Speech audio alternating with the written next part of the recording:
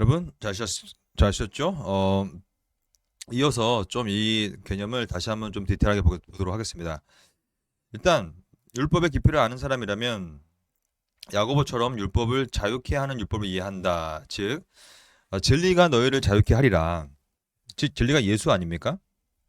예수 그리스도가 율법으로의 멍에로부터 우리를 자유케 만드는 것인데 유대인의 문제점들은 그것들을 여전히 멍에로 갖고 갔고 사실 지금도 유대인들은 그리스도를 믿지 않지 않습니까? 아직도 메시아를 기다리고 있죠. 그러므로 여전히 그 가운데서 멍해 가운데서 살아가고 있는 거예요. 근데 율법의 원래 의도는 사실은 너희들을 멍해 안에 평생 동안 놔두는 것이 율법의 고소적 정죄적 기능이 아니라 그것이 율법의 전부가 아니라 율법이라는 것은 하나님께서 결국에는 너희들이 스스로는 못 지키고 있으니 그리고 평생 못 지킬 것이니 이제는 너희 대신에 율법을 지켜주시고 또한 그 진리를 믿을 때 그것으로부터 자유롭게 되는 것이 율법의 의도임에도 불구하고 그 의도를 여전히 파악하지 못했던 유대인들에 향한 바울 사도의 질책이 굉장히 많지 않습니까? 그래서 다음화가 또 이렇게 얘기하는 거예요. 야고보는 율법을 우리를 구원하고 살아계신 하나님의 법이라고 한다. 율법은 노예들을 위한 회초리로 고안된 것이 아니라 나와 있죠. 이 회초리라는 것이 우리가 나누고 있는 바로 고소적 정죄적 용법이라는 얘기예요. 율법은 그 멍이기 때문에 노예로 만들어 버린다 사람들을. 그리고 노예들을 만들어서 노예들이 뭘 하지 못하면 또 회초리로 때리고 정죄하고 고소한다는 얘기죠. 그렇게 고안된 것이 근데 사실은 그것이 아니라 그 왜 율법을 주셨는가? 율법의 총합은 10계명입니다. 우리가 오늘 주제가 10계명이기 때문에 10계명으로 등지시키면 10계명은 노예들을 위한 회초리로 고안된 것이 아니에요. 오히려 자유로운 하나님의 자녀들을 위한 삶의 규칙, 즉 자유로운 하나님의 자녀들을 위한 삶의 규칙인 것입니다. 이것이 바로 올바르게 10계명을 이해하는 방법이다. 정확한 표현들이죠.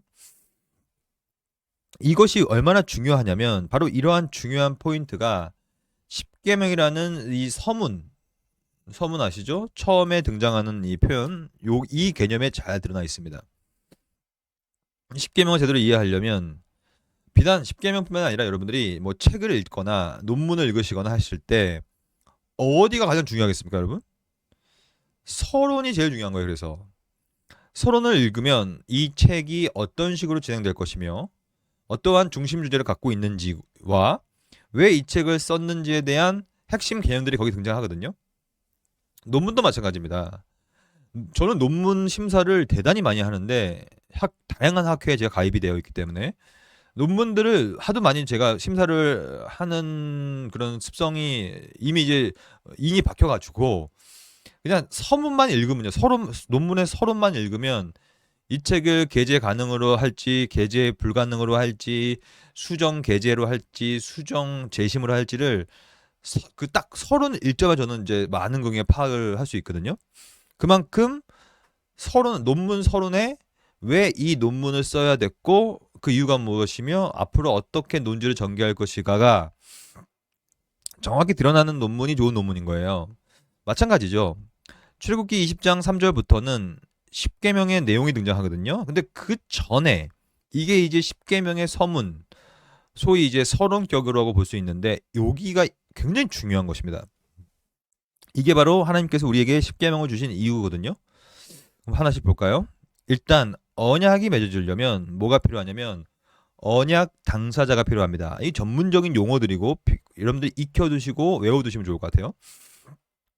언약은 반드시 언약 당사자가 필요하고요. 왜냐하면 혼자 셀프 언약을 맺을 수가 없기 때문에 그렇습니다. 두 번째, 언약 당사자가 있다면 언약의 내용이 있어야 되겠죠. 그러므로 언약 당사자와 언약 내용이 대부분 내용을 구성합니다. 이 본문을 보면 언약 당사자가 누구냐면 주체와 대상이 누군지가 정확히 규정되어 있는데 나는 하나님이죠. 너는 이제 이스라엘 백성입니다. 애굽 땅 종되었던 집에서 인도하여 낸 너의 하나님 여호와다. 이게 이제 언약 당사자의 주체와 대상에 대한 논의라고 하죠. 이미 언약 당사자 누군지가 주체적으로 적시되어 있고 동시에 언약의 내용이 여기 등장하는데 이 여호와 하나님이 누구시냐? 바로 여기 나와 있죠.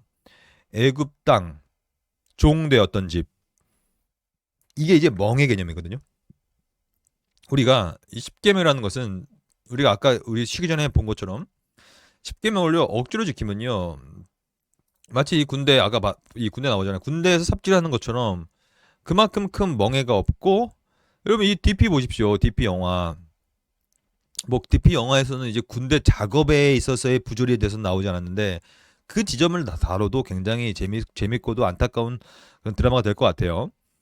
왜냐면 사실 작업 가운데 부조리가 진짜 많고 저는 아까 말씀드렸다시피 저는 수송병이었는데 저는 맞을 때 뭘로 맞았냐면 그 공구로 맞았어요. 공구 정비하는 공구들 뭐 멍키로 맞으면 죽습니다 사람. 근데 멍키로 머리를 하도 많이 맞아가지고 저도 제가 이제 그때 머리를 맞아가지고 제가 이렇게 지금 좀 이렇게 된 것입니다. 아 그때 안 맞았으면 제가 진짜 날고 기는 신학자가 될 수도 죄송합니다. 그래서 하여튼 근데 이제 여기서 말하는 이 애굽 땅 종 되었던 집 이게 이제 멍인데 노예 상태인데 십계명을 준 이유는 애굽 땅 종, 이 애굽이라는 건 죄의 땅이고 죄의 노예인데 너희들을 나는 이제 더 이상 종으로 여기지 않겠다. 즉 내가 너희들을 거기서 인도하여 낸, 즉 언약 당사자의 대상은 멍에를 갖고 있는 종이 아니라 이 십계명의 서문에서 드러나듯이 자유롭게 된 자유민들한테 준 거예요. 이게 중요한 것입니다, 여러분. 근데 안타깝게도 십계명을 받은 사람들과 또한 그 받았던 이스라엘 백성의 후대 사람들조차도 계속해서 마치 제2의 종되었던 이 노예의 이 근성에 빠져가지고 십계명을 계속해서 종의 형식으로 멍해의 형식으로 대해 왔다는 것이죠. 하지만 그것은 이제 잘못된 것이고요. 오히려 이제 자유롭게 된 사람들한테 아까 다음아가 얘기한 것처럼 자유로운 하나님의 자녀들을 위한 삶의 규칙으로 십계명을 준 거예요. 즉 너희들이 십계명을 지킴을 통하여서 구원을 못 받는 것이다. 내가 너희를 은혜로 인도해 줬으면 이제 너희가 자유롭게 됐으니 이제 너희는 자유로운 사람으로서의 삶의 규칙대로 살아라. 그것이 십계명인 것입니다. 이것을 다음아는 이렇게 의미 있게 이제 표현하고 있죠. 이 점을 통해 보건대 십계명의 목적은 분명해진다. 하나님은 십계명을 자신의 백성에게 주신 거예요. 죄송합니다. 이 자신의 백성이라는 말은 또 다른 말로 하면 자신의 자녀들이거든요. 여러분 여기서 우리가 이 개념을 이해하려면 구원론적인 고찰을 좀 해야 되겠죠. 그러면 제가 좀 말씀드려 볼까요? 여러분들이 이제 구원론에 대해서도 예습 복습을 계속 하셔야 될 필요가 있는데요. 한 번 공부했다 끝나는 것이 아니죠. 2학년 때 배우셨겠죠? 구원의 시작은 선택이죠. 선택이 되면 중생이 되지 않습니까? 그 다음에 회심이 오죠. 물론 이 사이에는 이제 부르심이라는 것도 있고요. 하지만 이 부르심은 효과적이어야만 하죠. 회심 다음에 믿음이 생기고 신칭이가 되는 것이죠. 칭의가 되면 뭐가 됩니까? 양자가 되는 거거든요. 여기까지만 볼게요. 그 다음에 성화, 견인 쪽도 가죠. 그러면 제가 여기 이제 다음화가 말하는 여기는 자신의 백성에게 주었다. 자신의 백성이 이 양자거든요. 그러면 이 칭의 사건을 우리가 보면 이 회심까지도 같이 보면 회심은 유턴하는 거 아닙니까? 유턴 이렇게. 그러니까 원래 이 방향으로 가면 사탄의 방향인데 사탄의 방향으로부터 돌이키는 거, 회심, 돌이킨다. 마음을 돌이키는 거 이렇게 딱 돌이킨 거 아닙니까? 그럼 돌이켰으면 이제는 돌이켰기 때문에 믿음을 받아서 의로운 자가 된 거예요. 의롭다 인정을 받는 것이죠. 칭이 되는 것이죠. 그러니까 회심 전, 즉 중생 전, 거듭남의 씨앗, 부르시기 전, 이 사이 요 부르시기 전에는 뭐였냐면 노예였습니다. 그럼 맞죠? 아직 선택이 우리에게 다가오기 전까지만 해도 우린 노예 상태죠. 노예 상태는 죄가 가득하고 그 가운데서 이제 피가 남만 사역을 하겠죠. 그래서 이제 이 노예 상태 이 피가 절절절절절 흐르는 죄의 노예 상태. 이 상태에서 우리는 어떻게 됩니까? 부르시고 중생하여 회심하여 의롭다고 칭함을 받으면 이 의로운 이 칭이 다음에가 양자인데 이게 왜 그러냐면 여기서 하나님의 자녀가 되고 이 자녀는 해방된 노예 상태부터 해방됐기 때문에 여기서 이제 자유민이라는 자유로운 사람이라는 즉 해방된 자라는 이게 이제 갈라디아 4장의 맥락에서는 속량이라는 표현을 쓰죠. 그러니까 속량되었기 때문에 이제 자유롭게 된 거거든요. 그러니까 이렇게 따지면요, 이 개념을 살펴볼 때 아까 다음의 글을 보면요, 이 십경을 보면요, 서문을 이 애굽 땅 종되었던 집에서 인도하여 낸, 즉 이제 더 이상 노예가 아니라 변화된 거기 때문에 자유민에게 십계명을 준 거예요. 그럼 이것을 성화론에서 어떻게 푸냐면 양자가 됐기 때문에 자유롭게 됐고 자유롭게 됐으므로 이제는 그것은 자신의 백성이 자유를 누리게 하기 위함이고 이 자유는 사탄의 자녀가 아닌 하나님의 자녀로서의 자유이기 때문에 하나님의 자녀로서의 삶을 굉장히 자유롭게 성화의 삶을 살면서 십계명을 지켜나가면서 지키게 되는 거, 이렇게 살아가게 되는 거거든요. 그게 이제 성화의 삶이죠. 여러분 이제 무슨 말인지 알겠죠? 그러니까 여러분들이 이미 이제 3학년이시니까 이러한 뭐 구원론적인 관점 또는 율법관에 대한 것들을 통합적으로 이해하실 필요가 있어요. 그리고 이 이해는 여러분들의 신학적 지평이 되어지고 여러분들의 신학적 앵글이 되기 때문에 여러분들이 이것을 깊이 있게 아는 것만큼 여러분들의 설교의 내용도 깊어지기 마련입니다. 여러분 그 맨날 그냥 줬던 밥 또 주고 또 줬던 음료 또 주고 이런 사람 될 겁니까? 아니잖아요. 점점점 깊어지시고 더 깊어지셔가지고 여러분들이 하는 설교들이 정말로 깊이 있는 설교가 나옴을 통하여서 그 깊이 있는 복음을 전해 듣고 많은 사람들을 다시 회심시켜야 되지 않겠습니까? 그래서 이런 컴프리헨시브한 아웃룩, 그것은 자신의 백성들이 자유를 누리게 하기 위해서였다라고 다음하는 좀 더 포괄적인 차원에서 이해를 하고 있는 것이죠. 근데 이 모든 내용들, 자신의 백성이 자유를 누리게 하기 위하여 십계명을 주었다는 이 내용은 사실은 언제나 주체는 하나님이에요. 그러니까 하나님께서, 근데 이 주체 자체도 성부가 아니라 삼위일체 하나님이죠. 삼위일체 하나님 가운데서 그리스도가 실행자이기 때문에 이거 좀 이따 우리가 볼 건데 그 그리스도를 통하여서 이 십계명 서문이 우리한테 적용되는 개념이거든요. 이것을 뭐라고 부르냐면 기독론적 실행이라고 합니다. 이 기독론적 실행에 대해서 오늘 이제 한 세 가지 정도의 성경 구절을 통하여서 살펴보도록 하겠습니다. 즉 십계명은 우리가 본 것처럼 멍해가 아니라 자유롭게 된 하나님의 백성들이 하나님의 자녀들이 지켜야 될 삶의 규칙인데 그것도 이제 억지로 하는 것이 아니라 기쁨과 자발로 율법의 제3용법의 맥락 가운데서 하는 것인데 그럼 이것을 이제 어떻게 할 것인가의 문제입니다. 지금부터 십계명을 어떻게 실행할 것이냐 이거는요 온전히 우리가 할 수는 없습니다. 저와 여러분들이 하는 게 아니란 얘기죠. 그럼 어떻게 하는 것이냐 고린도후서 5장 17절 그런즉 누구든지 그리스도 안에 있으면 새로운 피조물이라.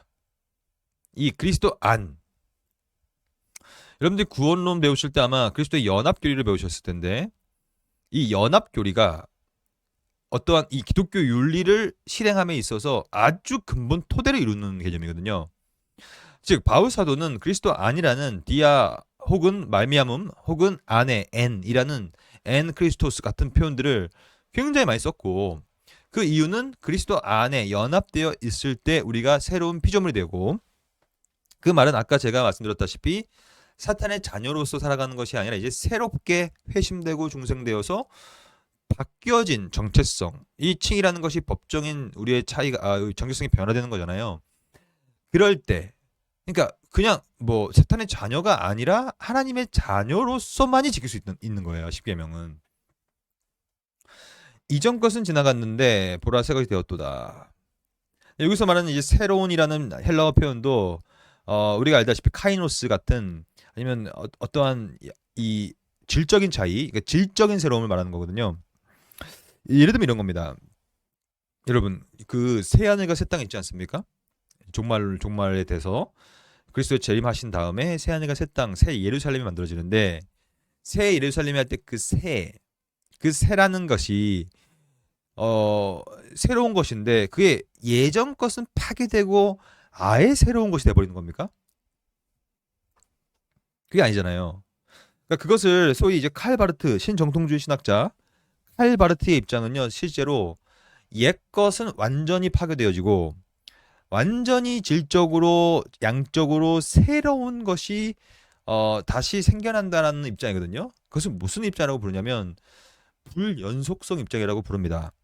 옛 것과 새 것이 같은 게 아니다. 완전 불연속적이다. 완전히 옛날 것들은 없어져 버리고 파괴되져 버리고 새로운 것이 된다라는 개념인데 하지만 그것도 일견 옳을 수 있지만 하지만 개혁파 신학에서는 그것을 불연속보다는 연속성을 더 강조하는 방향을 취하죠. 그래서 물론 바뀌지만 그것이 옛 것이 파괴돼 버린 채 바뀌는 것이 아니라 즉 여기서 보면 저는 의도적으로 썼다고 보는데 이전 것은 파괴됐으니가 아니라 지나가는 정도로 표현하고 그 예전 것의 어떠한 갱신? 이 표현, 갱신이라는 표현. 갱신되고 리뉴얼되는 것. 그래서 이제 좀 더 좋은 표현은 회복. 그러니까 이런 거예요, 여러분. 여러분들이 축구를 하다가 다리가 부러져요. 그러면 다리가 부러져가지고 이제 다시 다리뼈가 붓고 인대가 손상된 게 회복되고 그걸 때 여러분들의 옛 다리가 완전 없어져 버리고 새롭게 다리가 태어나는 겁니까? 그거는 이제 칼바르트가 말하는 불요소성의 입장이죠. 근데 우리가 말하는 이 회복이라는 것은요. 옛 것이 파괴되지 않고요. 옛 것이 다시 회복되는 차원에서 말하는 거 아닙니까? 이것을 이제 창조와 재창조의 의미에서 살펴보면 어, 옛 창조, 즉 지금 죄로 가득한 이 아담의 타락 이후로 파괴돼 버린 이 옛 창조계가 완전히 없어진 채 다시 새롭게 되는 것이 아니라 기본적으로 지금 현 상태가 죄로 인해 파괴됐으니 죄가 거쳐짐을 통하여서 온전한 형태로 이제 회복되는 것이 더 맞다고 보거든요. 그렇잖아요. 다리가 망가졌어도 다리가 아플 때도 예전 다리로 다시 회복되는 거잖아요. 그런 것과 같다는 거예요. 그럼 이것을 어떻게 십계명에 적용할 수 있는가? 십계명도 마찬가지죠. 우리가 새로운 피조물인데 보라색 것이 되었는데 완전하게 무슨 율법관이 옛 율법관은 완전 폐기돼 버리고 새 율법관으로 확 바뀌어 버리는 개념이 아니란 얘기예요. 십계명의 관점도 오히려 십계명에 대한 갱신, 즉 잘 들어보십시오. 십계명을 바라보는 옛 관점이 그리스도 안에 있음을 통하여서 새로운 관점으로 회복된다. 이것을 이제 다음화가 아까 뭐라고 썼죠?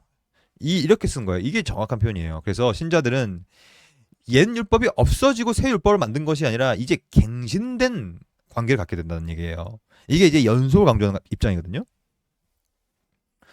물론 이제 불연속과 연속은 유기적 관계 속에서 둘 다 필요하고 어느 정도의 장단점들이 있기 때문에 함께 봐야 되는 건 맞아요.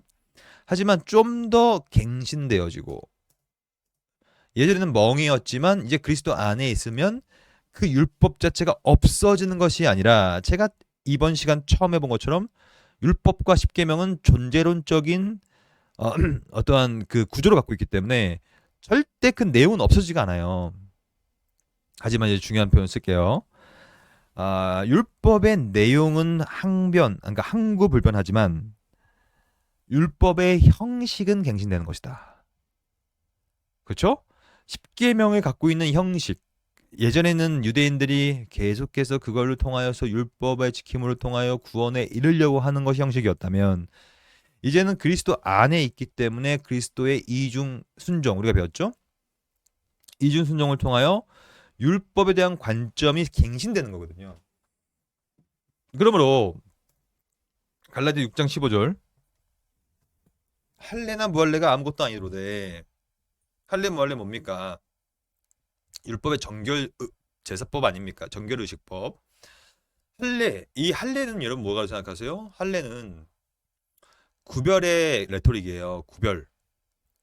즉, 그 당시 구약시대 당시에 수없이 많은 이 주변 이방 족속들이 있지 않았습니까? 이방 족속들은요, 막 자기 아들, 딸, 막 이방 신한테 막 불에 태워 죽이고 막 바치고 막 이런 막 말도 안 되는 이교 문화 이런 것들이 엄청 많았단 말이에요. 그래서 하나님 자신이 선택하신 이스라엘 백성은 그들과는 다른 삶을 살아라. 그들과 구별된 삶을 살아라고 하면서 율법을 주신 거고 그 율법 안에 의식법, 정결법, 제사법 이런 것들이 다 들어가 있는 거 아닙니까? 그게 다 구별이거든요. 근데 이제는 그 구별들이 이제 그리스도를 믿음을 통하여 신약에서는 이제 더 이상 어떤 율법으로 구별시키는 것이 아니라 양자의 영, 즉 갈라디아 4장을 잘 보시면 속량을 받아가지고 그리스도를 통하여 양자의 영을 받아요 우리가. 그러면 성령께서 오신다는 얘기인데 성령께서 내주하심을 통하여서 이제 성령이 거하는 우리의 몸을 뭐라고 부릅니까? 하나님의 전이다. 우리가 성전이 되는 거예요. 성전. 무슨 말 알겠죠? 그러므로 구약의 정결법, 특히 할례 같은 것은 구약이라는 독특한 문화와 이방 족속과의 관계 속에서 구별이라는 율법의 내용을 그 형식으로 사용했다면 이제는 그리스도를 통하여서 우리 자신이 구별된 하나님의 백성과 이 성전이 되어버리기 때문에 율법의 내용은 여전히 유지되지만 구별되어야 된다는 구별되어야 된다는 율법의 내용. 하지만 방식과 형식은 바뀌는 거예요. 그것이 바로 여기서 나오는 할례나 무할례가 아무것도 아니로되 오직 새로 지으심을 받은 것만이 중요하니라. 새로 지으심이라는 것은 그리스도 안에서 새로운 피조물이 되는 거겠죠. 그러니까 새로운 피조물이 되어서 이제는 옛 방식의 어떤 율법의 방식이 아니라 새로운 율법관, 십계명에 대한 관점을 가지고 살아가야 된다는 얘기예요. 그 뭡니까 다 누가 합니까 이거 그리스도가 하시는 것이다. 이중 순종을 통하여. 여러분 지금 괜찮으시죠? 그 굉장히 중요한 내용들이고요. 이건 굉장히 이제 뭐라 그럴까요? 포괄적이고도 comprehensive한 포괄적이라는 얘기죠. 그리고 이 unified 된 이 뭔가 좀 이해 모든 교리들이 연합되고 있잖아요 지금. 네, 이런 개념들 여러분들이 뭐 제가 1학년들한테 이런 말씀도 안 드립니다. 이해 못 하시니까. 하지만 3학년이시니까 이 정도는 여러분 다 이해하셔야 된다고 저는 확신을 갖고 있습니다. 잠시만요. 그러면 성경줄 하나 더 볼까요? 에베소 2장 10절도 바로 그런 내용을 이제 말하고 있는데요. 우리는 그가 만드신 바라 또 나와 있죠. 그리스도 예수라는 안에서라는 표현이 또 등장합니다. 그리스도 예수 안에서 선한 일을 위하여 지으심을 받은 자니. 그러니까 우리가 태어난 이유는 우리는 기독교 윤리를 공부하니까 기독교 윤리적으로 이걸 평가해 보면 그리스도 예수 안에서 기독교 윤리적인 삶을 위하여 우리는 지음을 받은 거예요. 근데 이 일은 하나님이 전에 예비하셨고 우리로 그 가운데 행함, 윤리적인 행함을 하려 하심인데 이게 어떻게 가능하냐면 오로지 크리스탈로지컬하게 기독론적으로 그리스도 예수 안에서 가능하다는 얘기입니다. 이거 이유가 아시겠죠? 이유는 다 이 이유입니다. 순종 때문에 그래요. 그러니까 이렇게 봤을 때 그리스도의 entire life 말씀드렸죠? 전생의 순종이 우리에게 유익이 되는 거예요. 근데 이것을 뭐라고 전문용어로 말씀드리면 그리스도의 하신 일이 유익이 되어서 이거 펄체스 한다고 하는데 그리스도께서 그것을 획득하셔서 우리에게 적용시켰기 때문에 그 안에서 우리는 십계명을 지킬 수 있다는 얘기입니다. 그 밖에서는 힘들어요. 될 수도 없어요. 그리스도 밖에서 하면요 평생 멍해야 멍해. 그래서 그리스도 예수 안에서 선한 일을 위하여 지으심을 받은 자니 이 일은 하나님이 전에 예비하사 그 가운데서 행하게 하린다. 그러니까 오로지 그 가운데서 이 안에서만 행하게 되는 거예요. 그리스도 안에서. 이것이 기독론적 실행이라는 개념이죠. 이것을 우리가 좀 더 신학적으로 이렇게 얘기해 볼까요? 그래서 여러분 삼일체를 정확히 이해해야 됩니다. 삼일체는 정말 핵심적인 교리고 이것을 이해해야 기독교 윤리라는 결과물이 나오게 되는 거예요. 왜냐하면 이 삼일체의 실천적 지향점이 기독교 윤리적 삶을 사는 거 아닙니까? 그러면 여러분들이 이거 신론 시간에 아마 다 공부하셨을 텐데 한번 복습해 볼까요? 기독교 윤리라는 것은 특별히 그 중에서 센터를 차지하는 것이 오늘 우리가 배우고 있는 십계명인데, 십계명을 그러면 어떻게 지킬 수 있는가를 지금 우리가 보고 있지 않습니까? 십계명은 누구의 뜻이냐면 성부의 뜻이에요. 삼위일체의 경륜적인 위격의 구별에 의해서 말씀드리면 성부께서 신적인 작정을 하신 거예요. 이미 이제 이 작정은 시내산에서 하나님께서 손수 십계명을 써주시고 모세한테 하사하실 그것이 바로 신적 작정이죠. 그래서 에크사역 from everything is coming from God, 모든 것이 God the Father부터 온다. 신적 작정과 계획이 에크사역이라고 부르지 않습니까? 이 성부는 언제나 영원으로부터 십계명까지도 우리한테 작정하시죠. 이것이 이제 쉽게 말하면 성경적인 관점에서 말하면 바로 이것이 하나님의 성부 하나님의 뜻이다. 기억하십시오. 십계명은 성부 하나님의 뜻입니다. 그러므로 이것은 폐기되거나 없어질 수가 없다는 얘기죠. 그러면 이 십계명이 하나님 성부 하나님의 뜻과 작정이라면 이것을 어떻게 실행할 수 있을까에 대한 문제인데요. 그것은 오로지 실행자를 통하여만 되는 거예요. 그래서 디아야 디아, through 통하여. 그래서 그리스도는 이 땅에 내려오셔서 사중 비하와 사중 승기를 하시지 않았습니까? 이것이 다 실행자이기 때문에 그런데요. 그러니까 성자 그리스도가 실행자고 실제로 그분은 능동수동 순종을 다 하셨고 모든 일을 십자가에 달려 들어가셨고, 그래서 여러분 성부 순환설은 안 되는 거예요. 성부 순환설이라는 게 뭡니까? 성부께서 십자가에 달렸다는 얘기 아닙니까? 달릴 수가 없습니다. 성부는 몸이 없으니까. 요한복음 1장에 보면 오로지 그리스도만이 육신을 입어서 우리 가운데 거하시기 때문에 성부는 몸이 없으므로 십자가에 달리지 않습니다. 성자가 달리고 성자가 실행하셔서 이 실행의 유익, 아까 말씀드렸던 그 salvific benefit이라고 하는 구원론적인 유익을, 이것이 유익이에요. 우리를 새로운 피조물로 만들고 오직 새롭게 우리를 만들고 그리스도 안에서 새롭게 하심을 선한 일을 위하여 지으심을 주시는 그 유익을 사중비와 사중승기 복습해 볼까요? 성육신, 고난, 죽으심, 장사되심, 승귀, 부활, 뭡니까? 승천, 보좌 우편에 앉으심, 재림. 요 8가지의 사역과 스테이터스 그 뭡니까? 지위, 신분이 되셔서 그 일을 우리한테 하셨기 때문에 십계명을 계획하고 작정하신 성부의 뜻이 오로지 그리스도를 통하여서 실행된다. 그러므로 제가 적어놨잖아요. 기독론적인 실행이다. 십계명은 전반적으로 기독론적인 실행이 안 되면 될 수가 없습니다. 하지만 여기서 끝나는 게 아니라 반드시 성령께서 성부 성자의 사역들을 완성시켜야 합니다. 그리고 그 사역을 우리한테 적용시키는 것이죠. 그 적용의 논리적인 흐름이 제가 아까 필기했던 구원의 서정인 거예요. 그러므로 구원의 서정 가운데서 특별히 성화와 견인의 영역에서 십계명이 적용되는 것이죠. 어떻게 적용됩니까?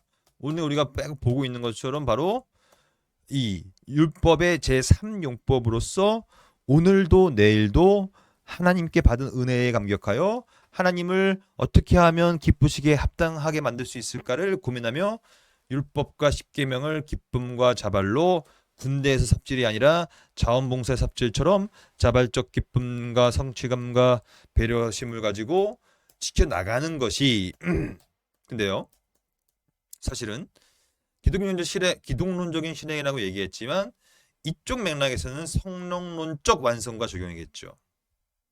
그래서 성령께서 우리를 위해서 말할 수 없는 탄식으로 친히 간구하셔서 우리가 성화의 영역 내에서 십계명을 지키고 완성시킬 수 있도록 우리에게 힘을 불어 넣어 주시는 것이죠.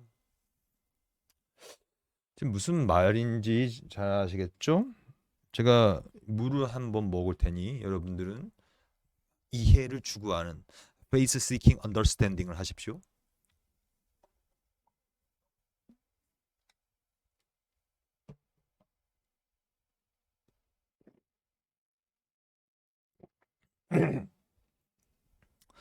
이것이 10계명을 우리가 해석하는 신학적 해석이고 또한 삼위일체론적 해석이에요. 삼위일체론적 해석의 이 프레임은 정통신학 내에서 가장 기본적인 베이스를 깔고 있고 여러분들 헤르먼 바빙크의 책들을 읽어보시면 그리고 제가 이 녹화를 뜨고 있는 시점에 헤르먼 바빙크의 개혁파 윤리학 책이 드디어 출간되었습니다. 빰빰빰빰. 제가 그렇게 기다리고 고도했던 한글 번역본이 드디어 나왔기 때문에 이제 여러분들에게 교재를 쓸 수 있어요. 아직 번역이 안 돼 있었기 때문에 제가 이번 학기에는 다음할 책으로 하고 있거든요. 이제 번역되었기 때문에 물론 이제 아직 2권이 더 남았어요. 번역되려면 아직 멀었죠. 근데 그래서 이제 저는 이제 여러분들 후배, 지금은 2학년이신 여러분들 후배들을 제가 기독교 윤리를 가르칠 때는 개혁파 윤리학 바빙크의 책과 더불어 다음화의 책을 함께 보면서 할 겁니다. 근데 제가 왜 말씀드리냐면 이 바빙크는 기본적으로 신학적 입장이 트리니테리안, 즉 삼위일체론적인 관점을 취하고 있기 때문에 10계명을 해석할 때도 바빙크는 이렇게 삼위일체론적으로 해석하거든요. 스리폴드 프린키피아라고 해서 이 프린키피아라는 것이 이제 무슨 기본적인 어떠한 그 원리거든요. 원리, 그러니까 삼위일체의 원리가 신학의 기본적인 원리고 그것이 doing theology하다, 신학함이다라고 얘기를 하는 거 아닙니까? 그래서 이러한 기본적인 삼위일체론적 구조 내에서 우리가 삼위일체 이 10계명을 이해할 필요가 있고요. 그래서 다음은 이렇게 얘기하는 거예요. 모세를 통해서 명령하거나 금지한 모든 행동. 이거 우리가 다 배운 내용입니다. 10계명은 반대의 원리로 명령하면 반대는 금지되어서 하면 정죄받는다. 우리가 배웠죠? 반대의 원리라고 하죠. 이것은 10계명의 반대의 원리, 이 10계명은 우리가 그리스도 안에서 살아갔다는 사실에 비추어 그리스도 중심적인 성격을 지닌다라고 이 다음화가 10계명의 실행 원리를 정확히 묘사하고 있는 것입니다. 제가 요 말씀을 드리려고 지금까지 달려왔던 거예요. 모든 이 성경 구절과 삼위일체론적인 기독론적 실행에 대해서 말씀드렸던 것입니다. 그러므로 요약하자면 10계명을 지킬 수 있는 사람은 사실은 그러므로 예수를 믿는 예수 안에 있는 자겠죠. 그래야 두 돌판의 원리에 따라서 첫 번째 돌판이 해결이 되고 믿음으로써, 그리고 그것이 해결돼야 이제 두 번째 돌판이 따라오게 마련이다. 이 모든 센터를 관통하는 것은 바로 기독론적인 실행이다 라고 결론 내리면 되겠습니다. 그럼 마지막으로 제가 저번 주와 걸쳐서 율법의 삼중용법에 대해서 말씀드리고 있죠. 오늘도 10계명의 맥락에서 삼용법이 중요하다까지 말씀드렸고요. 그럼 여러분들을 제가 좀 쉽게 이 혼동을 좀 없애드리려고 제가 요걸 좀 준비하고 마치려고 합니다. 이거 논의하고 여러분들이 기독교 윤리 책들 읽어보시면요, 너무 중구난방으로 묘사가 되어 있고 중구난방으로 율법의 삼용법에 대해서 표현하고 있습니다. 그러니까 제가 천성적으로 저는 친절하기 때문에 그래서 여러분들에게 가능하면 여러분들 혼동을 줄이기 위하여 각각의 대부분의 신학책들을 다 살펴본 이후에 정리를 해봤어요. 그래서 여러분들이 요것만 딱 알면 지금 이 내용이 율법의 무슨 용법을 말하고 있구나를 이제 파악하게 될 것이라고 저는 확신하고 있습니다. 뭘까요?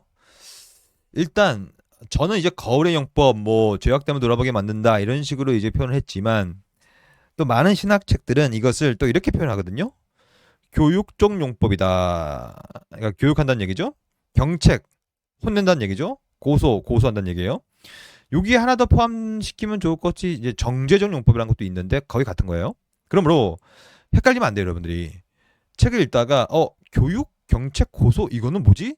이거는 첫 번째 용법인 것입니다. 그렇게 정리를 해야 돼요. 개념 정리를, 또한 용어 정리까지. 그리고 두 번째 용법은요, 악을 억제하고 제어하고 하는 것인데 이 용법은 대표적으로 정치적 용법 혹은 시민적 용법으로 거의 다 쓰입니다. 그러므로 이런 표현들이 등장할 때는 반드시 두 번째 용법이다라고 염두하시면 될 것 같고요. 그 어떠한 용법보다 더 중요한 것은 세 번째 용법인데 제3용법은 신학책들마다 다르지만 교훈적 용법이라도 하고 규범적 용법이라고도 해요. 근데 저는 교훈보다는 규범이라는 표현을 좀 더 선호합니다. 왜냐하면 이것은 아까 우리가 봤던 것 같이 다음에 이렇게 얘기했죠. 이 자유로운 하나님의 자녀들을 위한 삶의 규칙, 이 규칙이 규범이란 뜻이거든요. 그러니까 그것이 우리한테 멍해가 되는 것이 아니라 회초리가 되는 것이 아니라 자유로운 우리 삶의 규칙이다. 그러므로 제3용법은 이거는 어찌 보면 이 규범이라는 것은 당위적인 거기 때문에 예수를 제대로 믿으면 또 하나님이 누군지를 제대로 알면 반드시 3용법을 지킬 수밖에 없다라는 그리고 10계명을 규범으로 지킬 수밖에 없다라는 당위적인 느낌들이 거기 서려 있는 거거든요. 그래서 제가 이 정도를 뽑아봤는데 여러분들 요것만 정확히 깨달으시면요 헷갈리지 않으실 거예요. 왜 근데 여러분 책마다 이렇게 다양하게 표현할까요? 이게 다 뭐냐면 이런 말 드리기 좀 그렇지만 좀 제 속된 표현 하나 쓰겠습니다. 이게 다 이제 번역자와 저자의 부심입니다. 부심이 많아요. 원래 이제 저도 번역을 많이 하지만 책도 많이 쓰고 있지만 이런 게 있어요. 학자들은 자신만의 표현들을 좀 만들고 싶어 하는 그런 어떤 부심들이 있습니다. 그래서 그냥 원래 통용화되어진 것으로 번역하기 싫어하면서 조금 뭐 자신만의 정체성이 녹아있는 자신의 어떠한 마크가 서려 있는 듯한 그러한 표현들을 막 만들어내서 써요. 그러다 보면 그게 이제 헷갈려 버리는 거죠, 결국 독자들은. 그래서 저는 개인적으로는 그런 유혹을 좀 내려놓고 일반적으로 통용화된 표현들은 그냥 그대로 썼으면 좋겠어요. 물론 이제 새로운 용어들은 새롭게 만들어 써도 상관없겠지만 아니면 굉장히 이 원래 기존의 용어들이 잘못됐을 경우에는 그것을 개혁하는 차원에서 바꿀 수는 있겠지만 잘못되지도 않았고 통용화되어 있고 일반화된 용어에 대해서는 그냥 그대로 썼으면 좋겠어요. 저는. 그래서 약간의 부심을 좀 내려놨으면 좋겠습니다. 그래서 이렇게 좀 정리하면 좋을 것 같고요. 그래서 마지막으로 그러면 10계명을 어떻게 정리할 수 있을까? 오늘 주제였죠. 10계명은 결국에는 율법의 3중 용법 가운데서 제3용법인 교훈과 규범으로서 자발적으로 지켜가는 것이 가장 옳은 자세요 태도다 라고 결론 짓고 오늘 수업을 마치겠습니다. 수고하셨습니다. Thank you. 그 다음 강의는 6강인데요. 기독교 도덕이라는 주제를 가지고 좀 보려고 해요. 기독교 도덕이 있다면 비기독교 도덕도 있겠죠. 그래서 다음 주는 기독교 도덕과 비기독교 도덕을 비교 평가하면서 무슨 차이점과 차별점이 있는가를 좀 살펴보려고 합니다. 여러분 다음화 책 잘 읽으시고 그리고 헤르만 바빙크의 기업화 윤리학이 이제 출간되어 나왔으니 책은 두꺼워서 비쌉니다. 한 3, 4만 원 하는 것 같은데 그냥 한번 좀 구입하셔서 같이 상보적으로 읽어 내려가시면 우리 기독교 윤리 수업이 더 풍성해질 거라고 저는 확신합니다. 기도하고 마치겠습니다. 하나님 감사합니다. 오늘 우리 10계명에 대해서 살펴봤습니다. 10계명은 참으로 귀하고 여전히 유효하며 우리 삶을 규범적으로 규칙적으로 이끌어가는 너무나 귀한 하나님의 법칙입니다. 우리가 10계명을 다시 한번 깨닫고 교회에서 이 10계명의 내용들을 효과적으로 설득력 있게 잘 전할 수 있는 우리 모두가 될 수 있도록 인도하여 주시옵소서. 오늘도 10계명을 성령의 동행함 가운데 넉넉히 지켜나갈 수 있도록 하나님 큰 은혜를 베풀어 주시옵소서. 이 모든 말씀 예수님 이름으로 기도드립니다. 아멘. 수고하셨고요. 여러분 특별히 그 질문 있잖아요. 질문. 저는 질문을 갈급하거든요. 왜냐면 질문이 있어야 여러분들이 어느 정도 학습을 하고 있고 이해를 얼마나 하고 있는지를 제가 이제 가늠이 가능하기 때문에 그렇습니다. 그래서 여러분들이 좀 모르시는 거 있으시면 질문해 주시고 좀 편하게 하세요. 저는 질문은 가능하면 편하게 좀 받았으면 좋겠으니까 편하게 질의응답 하시는 여러분 되었으면 좋을 것 같아요. 오늘 수업 마치겠습니다. 감사합니다.